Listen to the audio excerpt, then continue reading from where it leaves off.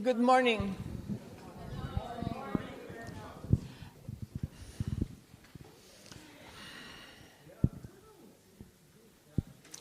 It's a great pleasure to be with you and reconnect. I have been reconnecting for the last 2 years with the core community. Actually, no, 3-4 years, whenever Lucia invited me to teach in Brazil. I had been disconnected from the core teaching community, even though, of course, not the core work and what it stands for and the path work. I'll just say a couple of things about me to get me going. It's not true, Anne, that I was one of the original members of the path work. Actually, the path work is one thing in my life, along with a couple of other big ones, that I have resisted with great passion. Thus, I never met Eva, even though I was reading lectures in 77, 78. And, I was in psychology at the time, working, studying and teaching at the university and being having an internship in psychoanalytic work. And one of my supervisors was John Kogan. And I was in his office one time, and I came for supervision. I came out of his office, and John was sitting in the waiting room waiting for a men's group to start. John P. and John Kogan were in the same men's group. So John Kogan said to me, "Oh, you got to meet this man. He's from Greece."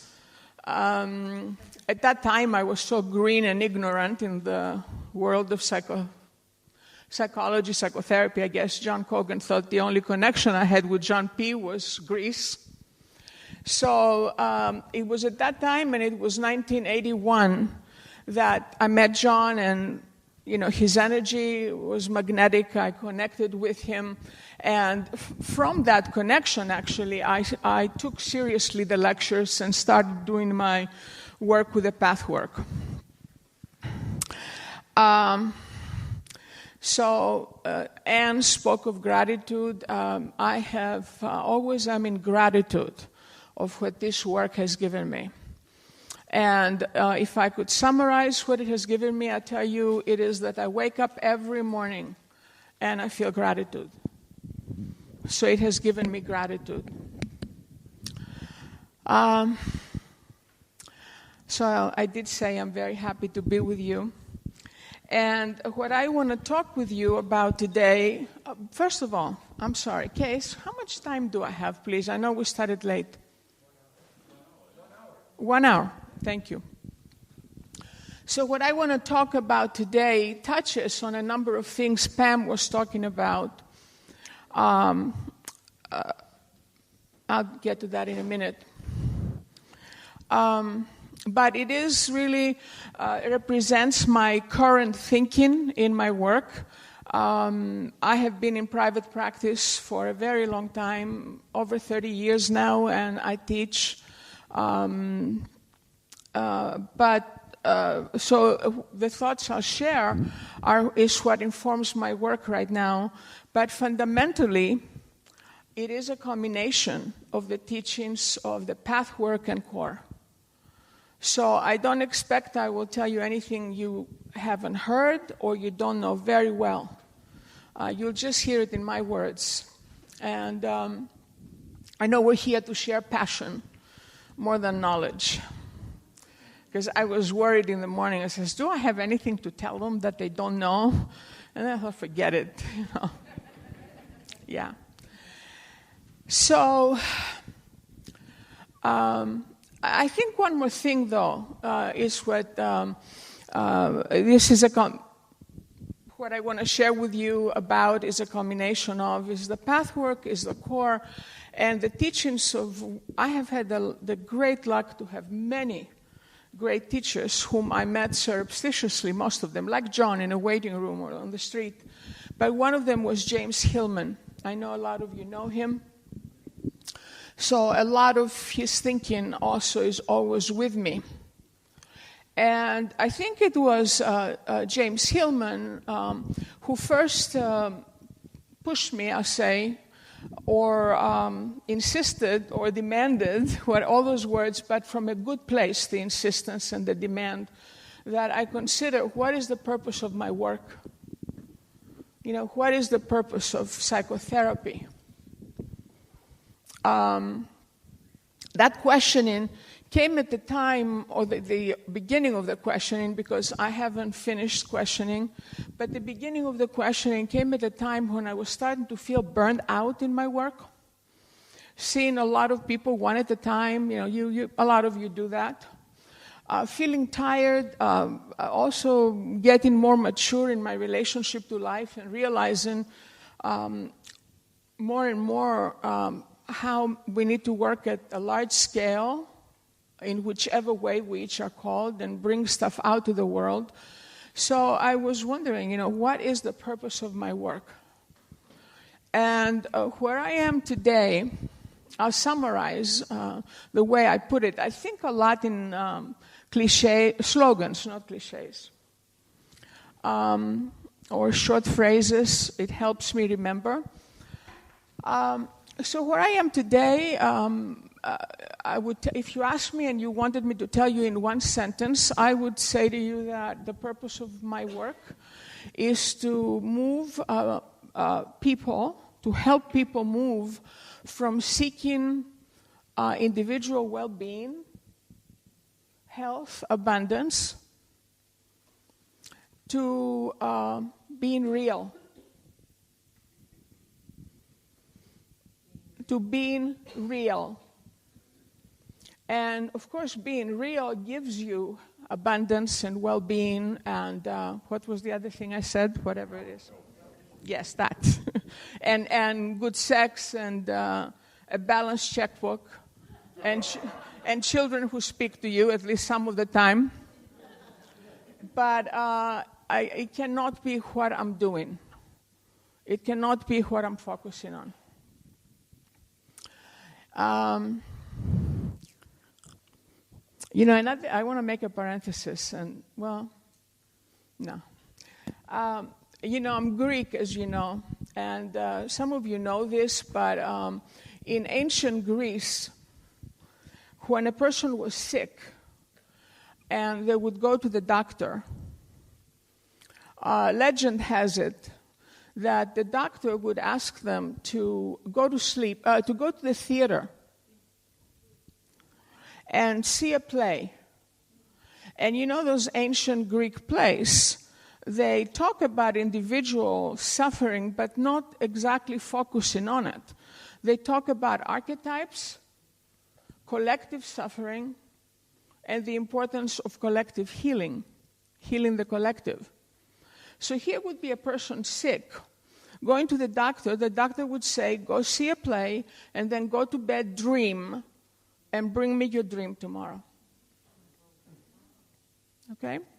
So healing was thought to be something that both happens for the individual and the collective simultaneously, but also needs to be based on individual creation and collective energies. So in some ways, when we see the purpose of our work as helping a person become real, we both assume that we need to work at those levels, but we also help our clients and ourselves live life connected to those layers of consciousness. Anytime you want to interrupt me, please do. So let me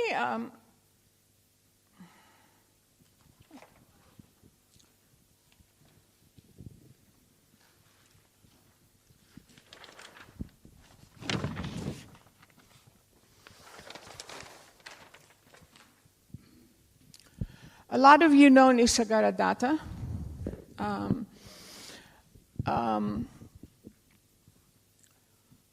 one of the many, many things that he has so beautifully said in a short line is, all our suffering is the result of believing we are all we think we are. Please take that in for a minute. All our suffering is the result of believing we are all we think we are. Okay? Anything that we believe that we are not. The minute it becomes a belief, we are not it. The minute we find words to describe it, we are not it. No matter how profound the words or at which deep level of consciousness they describe who we are. The minute we have words, we are not it.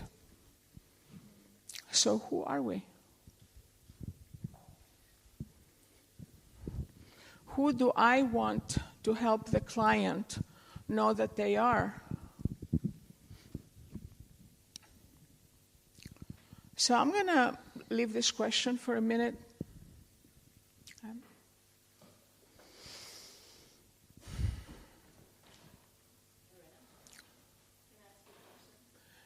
Sure, Karen. I'm curious in terms of feelings, right? You have these feelings flowing through us.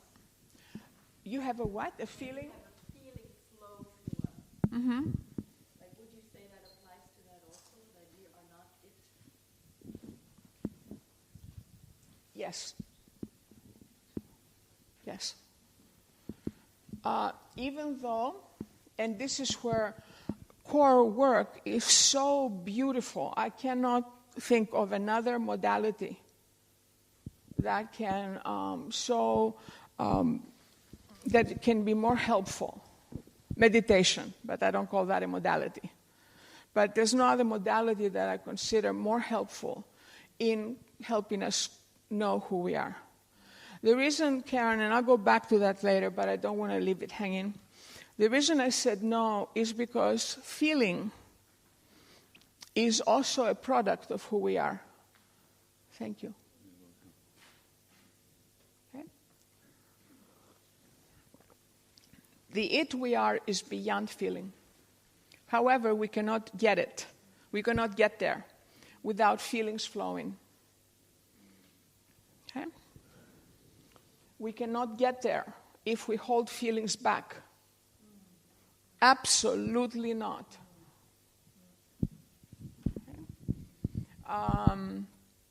So that's the importance of the core work, and you're not wrong.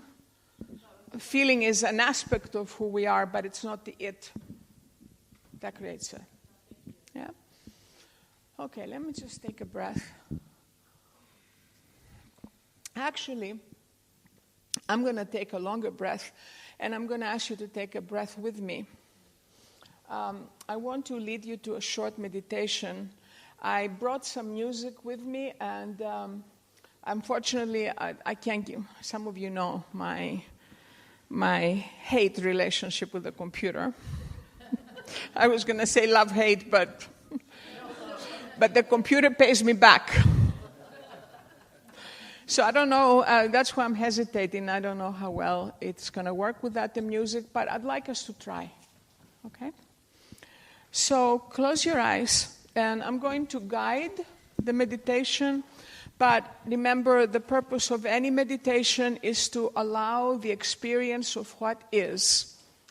So if you lose my words, please don't become preoccupied trying to get my every word. Okay, just breathe. So, let's close our eyes and let us breathe together deeply for a few moments. Okay.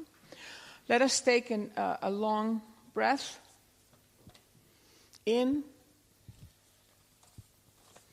and let us exhale.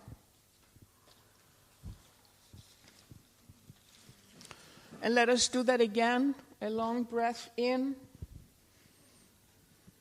exhale, and relax. Inhale deeply one more time. Hold it.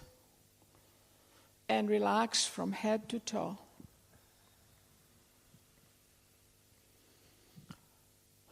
And now, bring awareness to your feet, just your feet.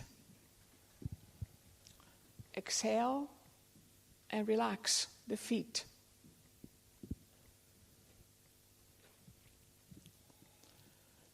And bring awareness and consciously relax the ankles.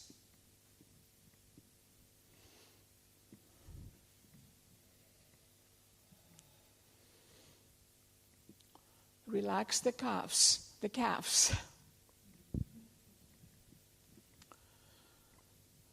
Bring awareness and relax the thighs.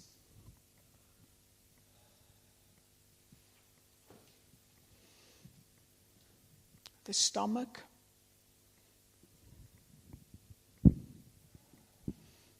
The chest.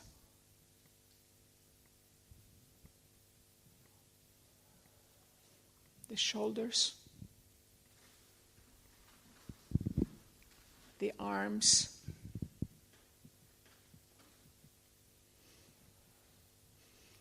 now take a moment and consciously relax your back from the coccyx to the to the neck.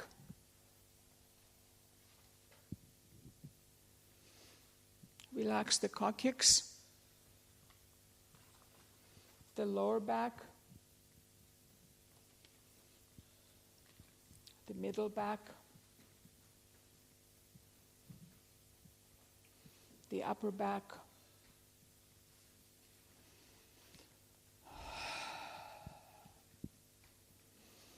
breathe in and exhaling, relax the throat.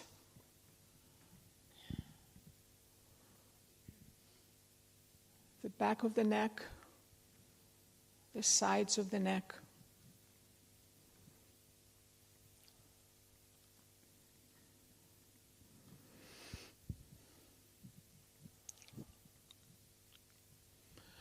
Breathe in and relax the jaw, the mouth, eyes, your eyelids,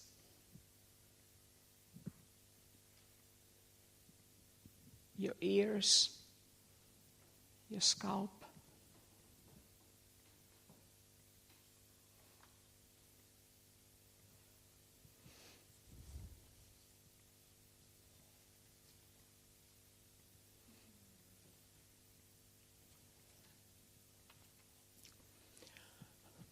Relax the whole face.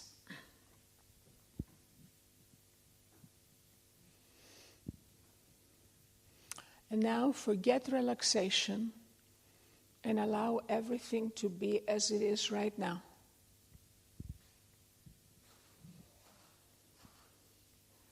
If you are relaxed, that is good. If there are thoughts and images, that is okay also.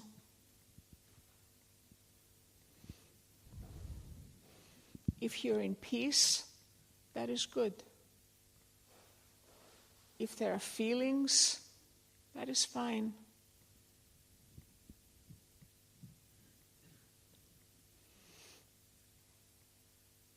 Allow everything to be as it is.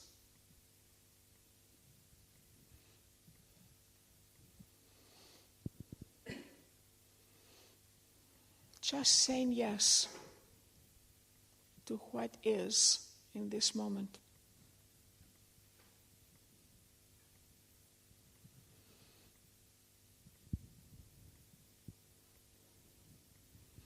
And now, bring your attention to the sound in the room and the sound coming from outside.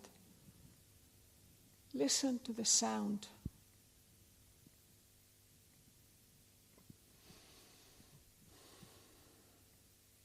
Just notice.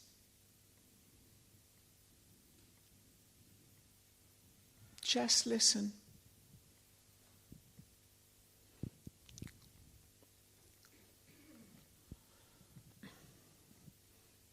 Who is listening?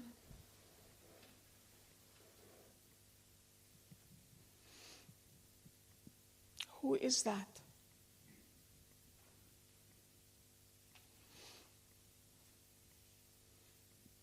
Where is that?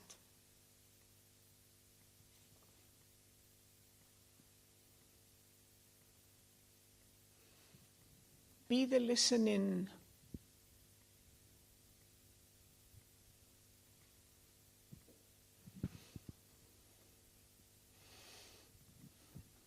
And you will go back into awareness.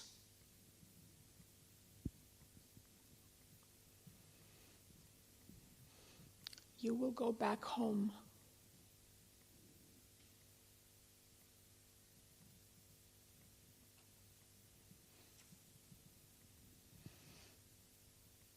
In awareness, there is nothing special, just home. There is nothing there, just home.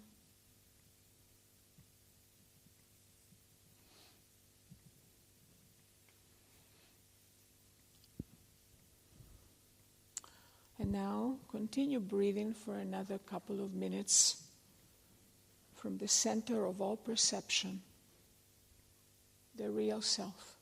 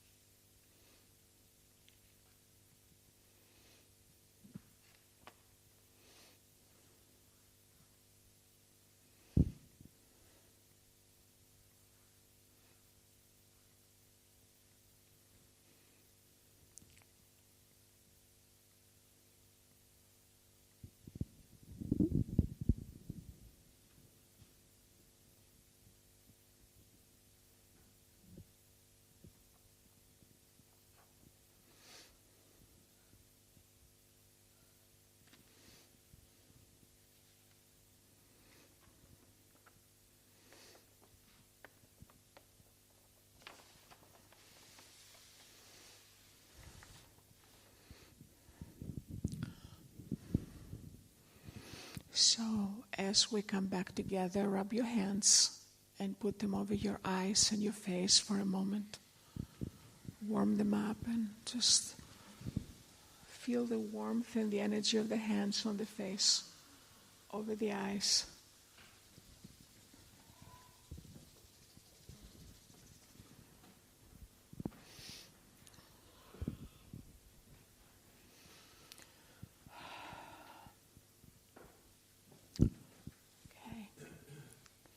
Just look around a little bit, come back into the room.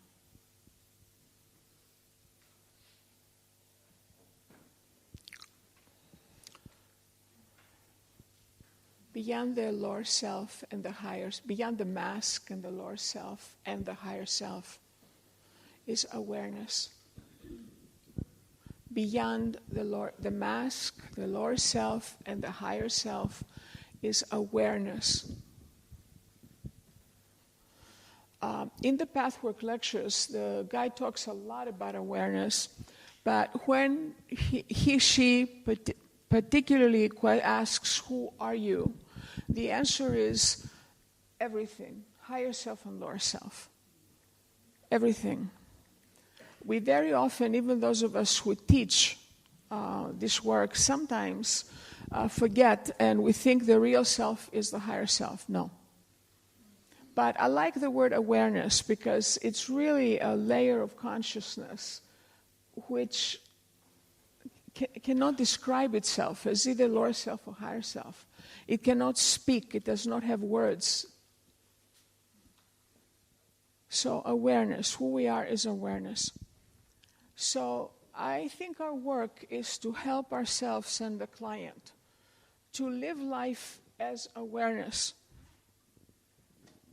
or aligned with awareness, if you wish. Now, it's not possible to do so 24/7. particularly in the Western world. I don't know about the Eastern world. Because to survive in the Western world, one needs ego. One needs the mind. Now, there's nothing wrong with the mind. I don't know if you know Adi Ashanti. He's one of my current spiritual teachers.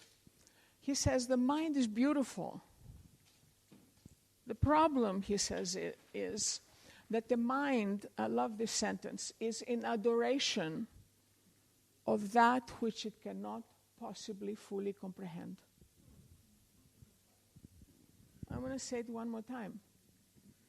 He says there's nothing wrong with the mind.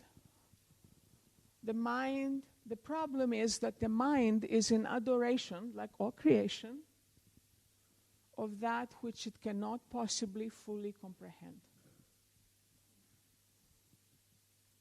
So because its job is to comprehend, it keeps trying. Keeps trying. And because nothing is entirely bad, that's not bad either. The problem, I'm not going to go back, Nisargadatta would say, is if you think you are the mind, that's the problem. Okay? So, how do we, as in this work, I like the word therapy. I guess because I'm Greek and what it means to me. So I keep using it, even though fully respecting what you were saying. This work is not therapy. Like I'm the doctor, you're the patient, you come and I give you the medicine, even if the medicine is through the cube and the tennis racket. Right?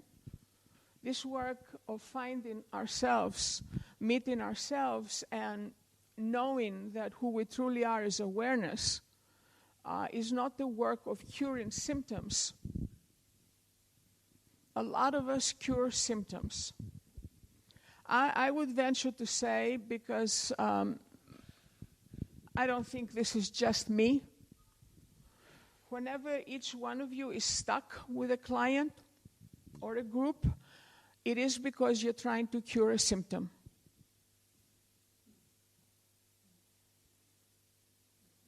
Okay? Cure the symptom. You are the doctor, you know something, and you are trying to get this person to change and be in the image you have in your mind of health.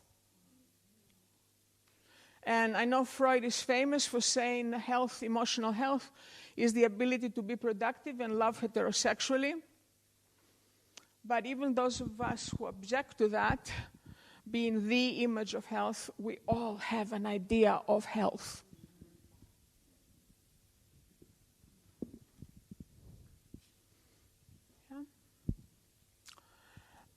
So, where was I? Symptoms.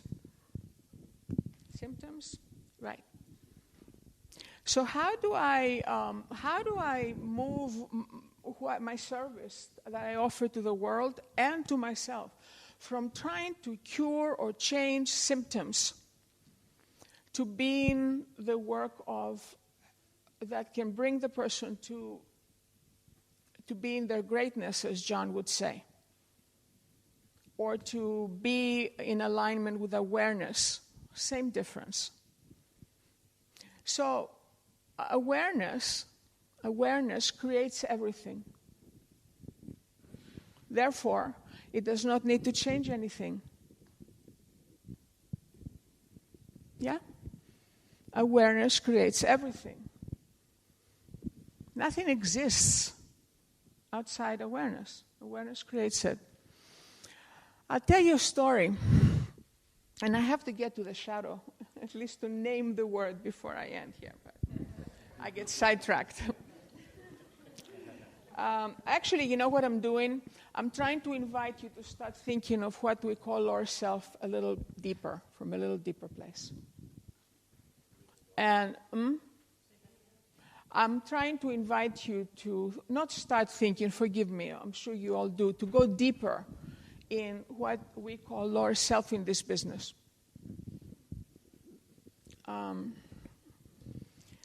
So I'll tell you a story. Some of you have heard me saying it. I think in stories, and this struck me. I heard it about 6 months ago, and I keep repeating it. God and the devil went for a walk. And God said, look what I've created.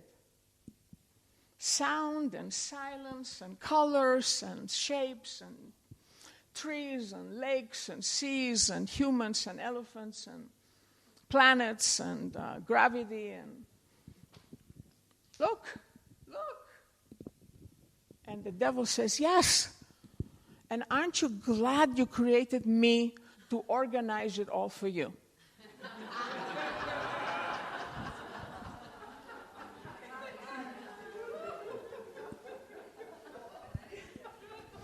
I'm so glad you like this story.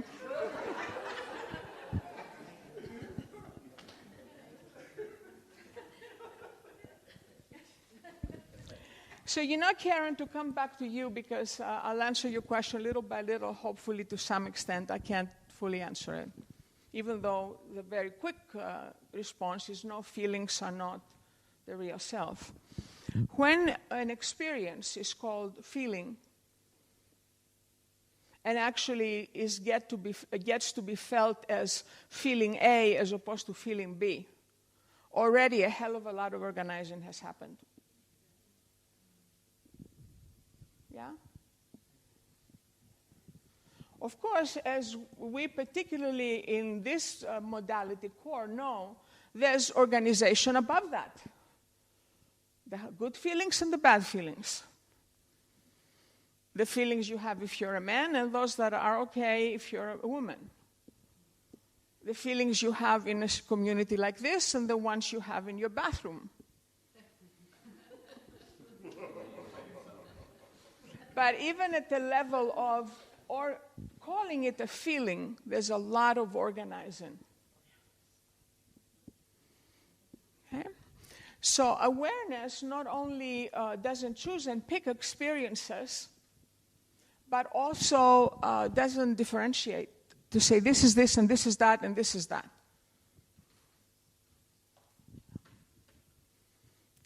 In a way, awareness, if I can use this word, lives in a continuous experience of yes to the life force. I think John would have liked that sentence.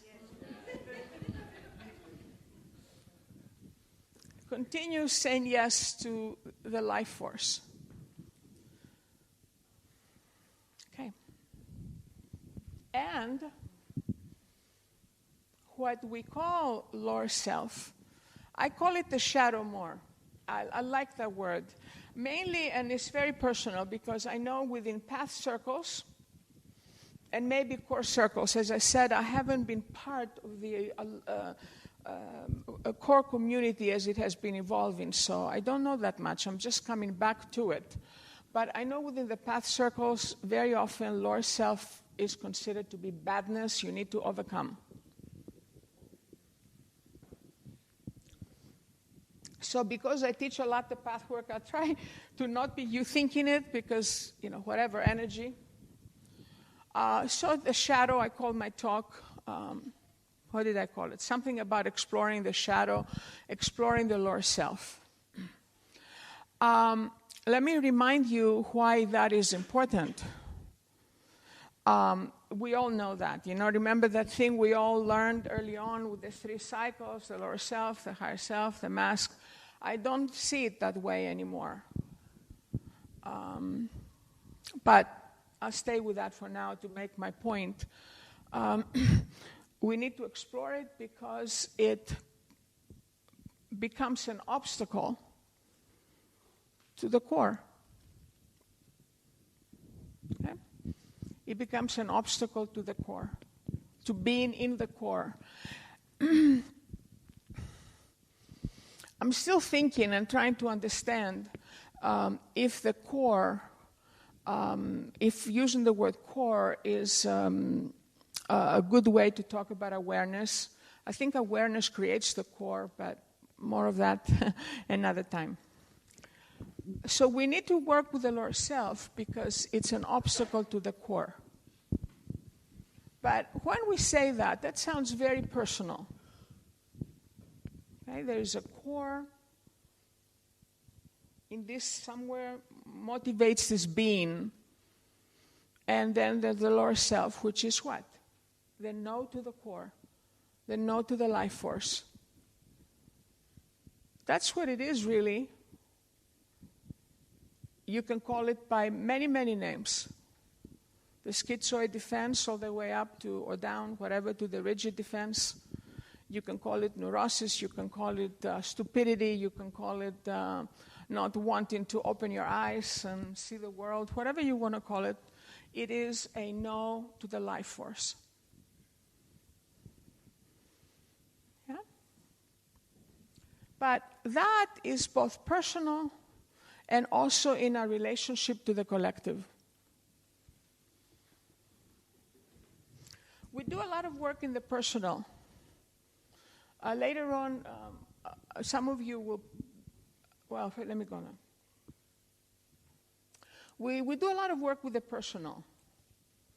I would like to venture to say that, and this is not a judgment, I do it also. Very often, even at the personal level, we call the lower self, but we're not dealing with the lower self. We call anger the lower self. Anger is not the lower self. Sometimes I do.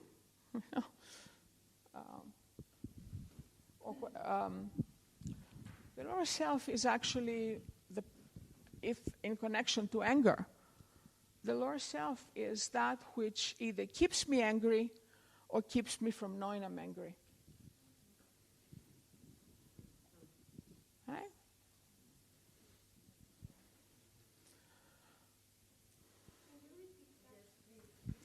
Yeah, the lower self. I'm just. The last sentence. The lower self is not a particular feeling, even no matter how destructive that feeling might be experienced to be, anger. It's what either keeps me stuck in that feeling or keeps me from allowing that feeling to flow through. Feelings last, you all know, right? 16 seconds. 16 seconds. If I'm upset with one of you because of something you said or didn't say, or you didn't smile the right way or whatever, when I came for breakfast, I'm no longer in feeling. I'm in resistance. Yeah? Because that moment is not here anymore. And whatever I felt lasted 16 seconds. So what am I resisting? I'm resisting me right now. And I'm using you. I'm resisting me right now. I'm resisting God right now, if you wish. And I'm using you to stay in my resistance.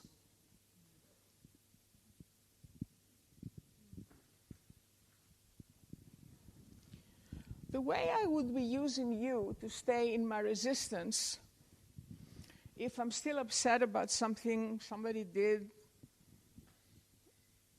2 hours ago, I also use my parents to stay in my resistance. And that is where therapy comes in to support me. People do work on their relationship to their parents and the defenses that they developed to live out that relationship ad nauseum. Ad nauseum. And from the place, or whenever we as therapists, I try to cure symptoms, I take their money to keep them there.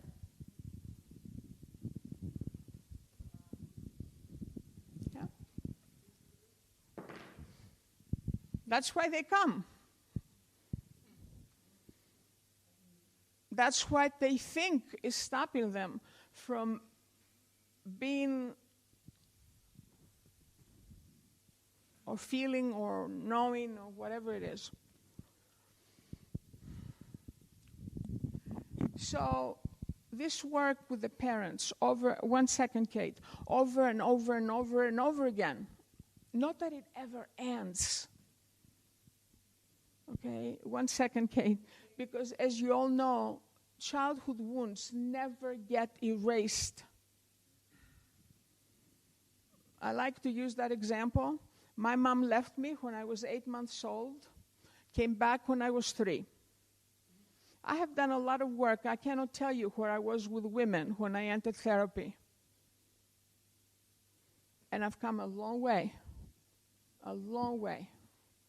However, I will never in this life become again the woman who remembers how it is in her cells, in her body, how it is to be a little girl when she's starting to walk and have a mama say, come. No idea.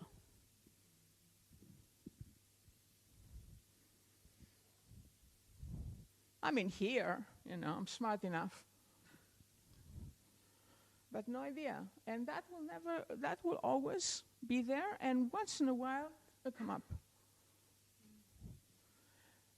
Let me stop a minute. Kate, did you raise your hand? I'm with you, and I want to understand what you're saying in terms of the grief process, right? In terms of what process? Grief? Yes, I don't think grief is a feeling. I think grief Is a state, yes. there's a multitude of feelings in there. And so when I'm sad for more than 16 seconds and I'm just resisting what is that how you hear it? Or is that how you think it is?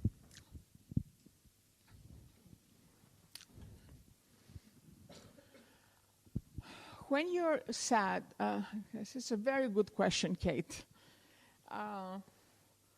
My first response is, oh, wait a minute, I must have said something wrong. No, I know I didn't.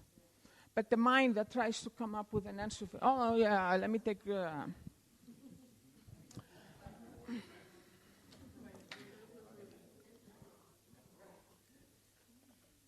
So,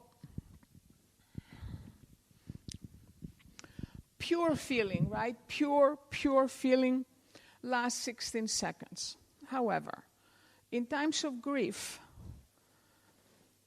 there's also other stuff happening. Memories come in. They bring you right back in.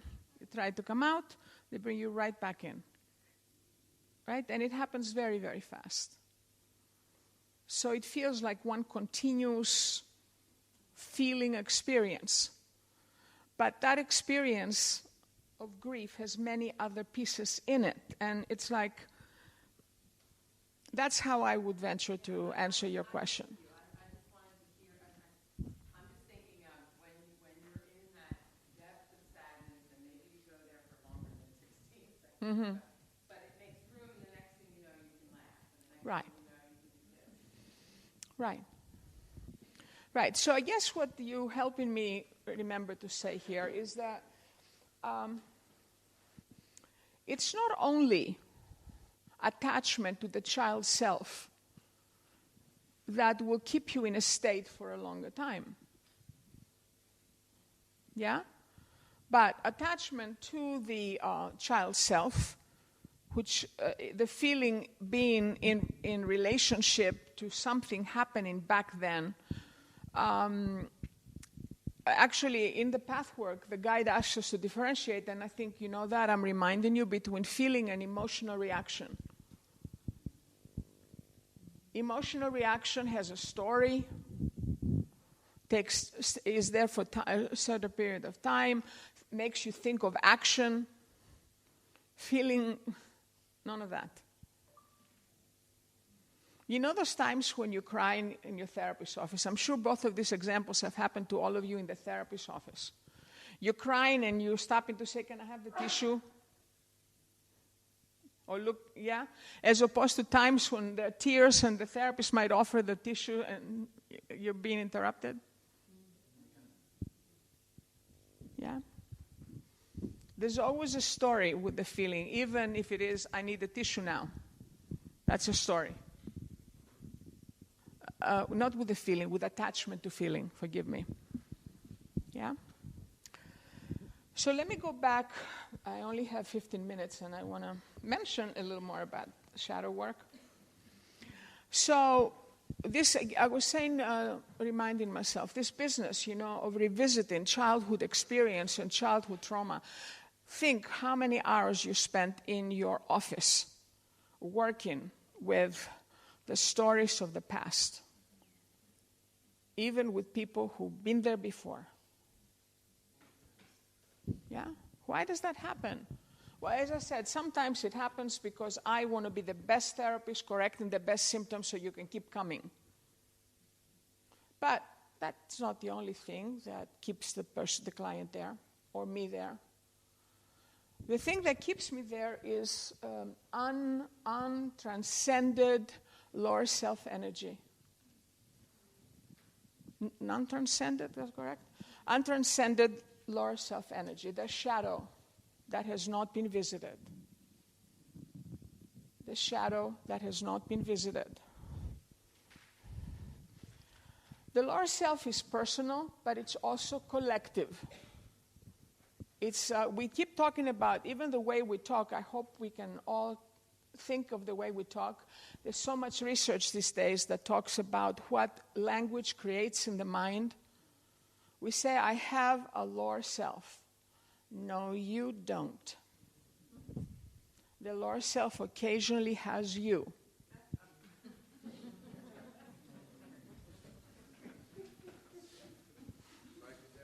Yes. I have, and actually, yes, and it's occasionally actually. It's the most amazing thing, we spent the majority of our life in awareness. We just focus on the stories. Yeah?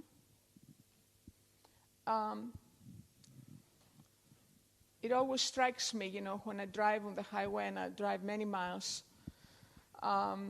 sometimes I want to get out at exit 16 and I look and it's exit 11. And next thing I know, it's 8:16 and I don't know what happened to 12, 13, 14, and 15. But I made many decisions, life and death ones, in that time. I wasn't absent. I was not in story.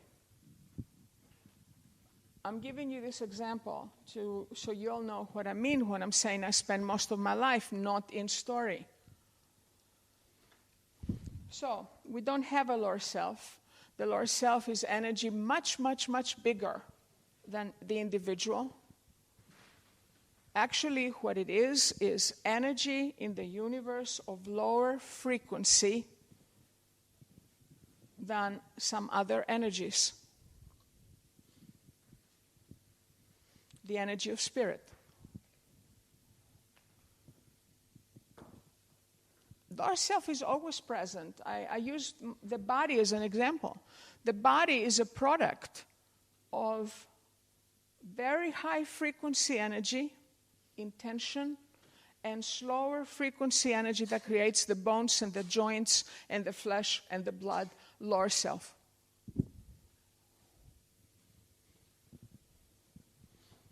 Okay. The yes to being flowing oneness, and the no, the fear of that flowing oneness. That's how the mind can describe those energies.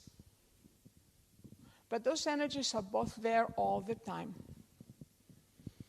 So the work with the shadow is not to eliminate it.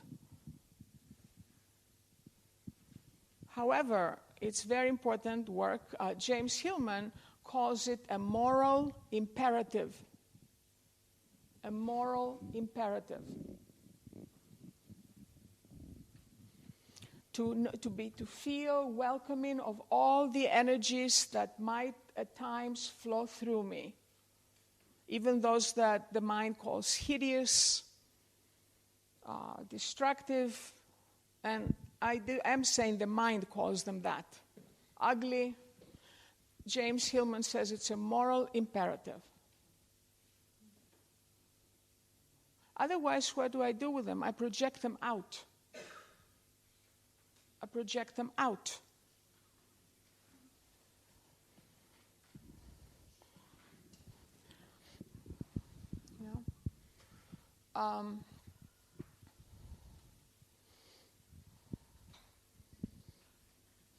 I will say this, maybe because I'm in Germany, or even though, I don't know which, maybe both. The world's relationship to the Holocaust is a result of projection. Actually, I would even venture to say the creation of the Holocaust was the result of projection.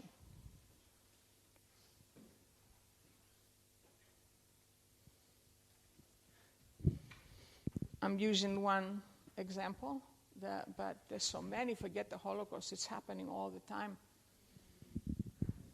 Yeah. So it's a moral imperative. I need to be willing to go deeply into knowing those energies. And again, I want to say that's where our work here is so amazingly helpful and beautiful, because I need to go through them energetically, not here. You know, oh yeah, I know, I have a Hitler inside of me. Oh yeah, I know, we all do.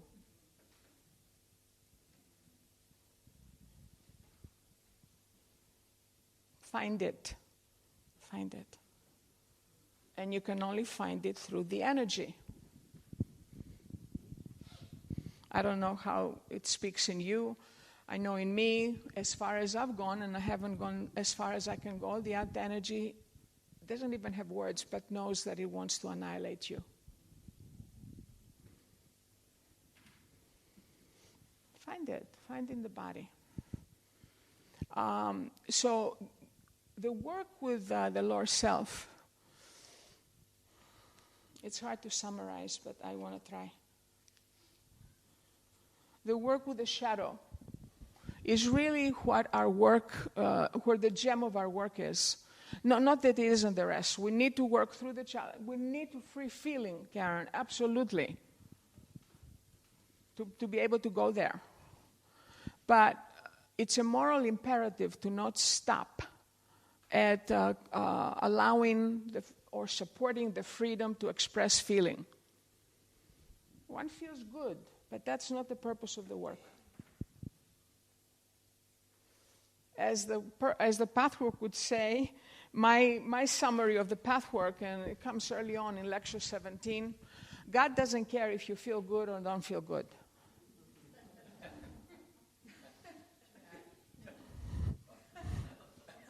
Too busy for that. But God needs you, if you're going to serve God, to allow God to flow through you, however it makes you feel. And sometimes a lot of pain. Working at those layers sometimes brings you to a lot of pain. Sometimes it has no words because it starts being the pain of the world. Or you feel hate and there's nobody in your life you can think that you're hating. But you not feel hate, excuse me, it's not a feeling. You experience hate. Yeah?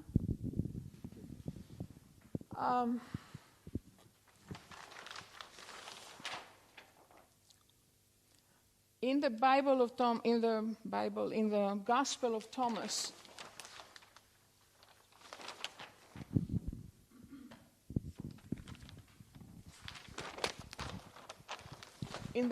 of Thomas, Jesus is supposed to have said, "That in you which you bring to the light will save you. That in you which you keep in the dark will destroy you."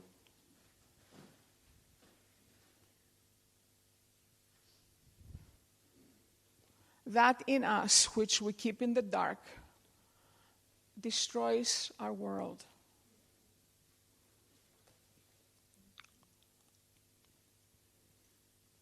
So this is fundamentally the bottom line call of this work we call core work. Can we dare say yes to everything? And saying yes to everything is a state that is without words. It's in silence. So how do we say yes? Breathing. Breathing. Yeah? I want to end with a quote from John.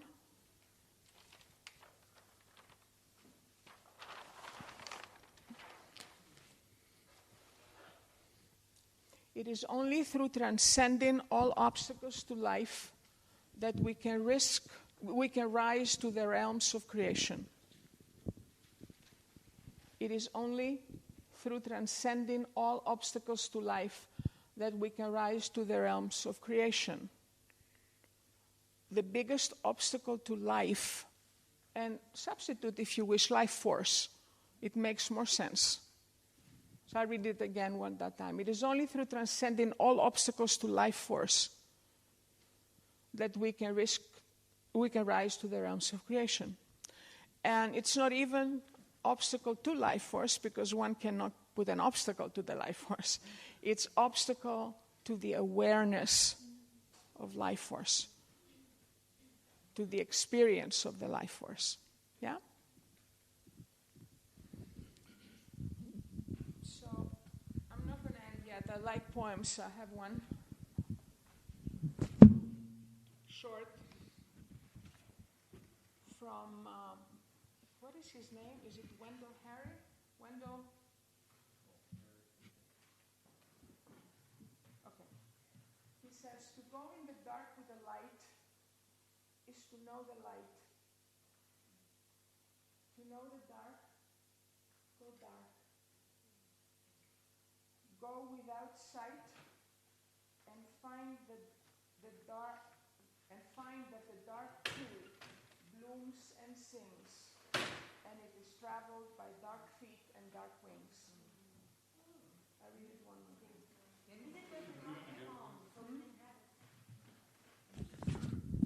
To go in the dark with the light is to know the light. To know the dark, go dark. Go without sight and find that the dark too blooms and sings and is traveled by dark feet and dark wings. Thank you.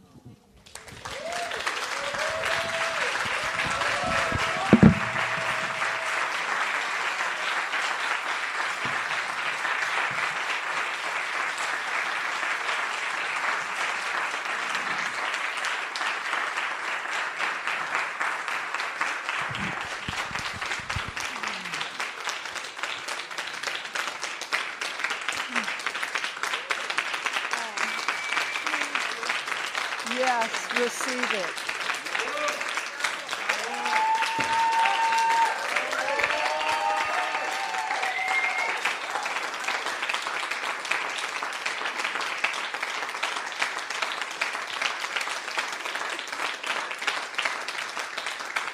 Thank you. It has been a great pleasure and honor to share this with you.